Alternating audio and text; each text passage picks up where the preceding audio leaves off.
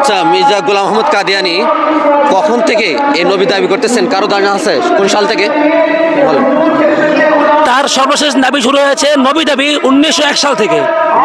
1900 তার কিতাবেই সে দাবি করেছে একদম। আচ্ছা, উনি ইন্তেকাল করেছেন কখন, এ বিষয়ে কারো কারো জানাছেন তার সর্বশেষ?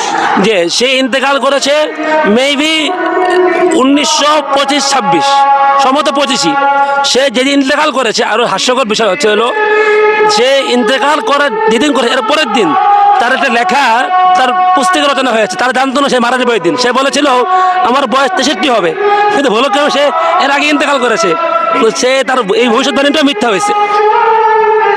প্রিয় দর্শক শ্রোতা, আমরা দেখতে হচ্ছে যে যে উত্তরবঙ্গ বলেন, যে গ্রাম অঞ্চল যেগুলো আছে, জনসাধারণ মুসলমানগুলো আছে যারা ইসলাম সম্পর্কে তেমন ধারণা নেই বা তাদের জ্ঞান নেই, ওই সব অঞ্চলগুলোকে তারা টার্গেট করতেছে। টার্গেট করে তারা যে দলিতে ঈসা আলাইহিস সালাম তো আসবে, ঈসা আলাইহিস সালাম তো নবী ছিলেন, আম পাবলিক তো এত কিছু বিষয় জানে না।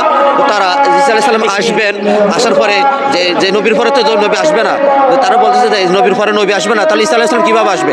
তো এই ধরনের বিভিন্ন মিথ্যাচার তথ্য দিয়ে তারা সাধারণ যে মুসলমানগুলো আছে তাদেরকে বিভিন্ন টাকার প্রলোভন দেখিয়ে তাদেরকে কাফের বানাচ্ছে।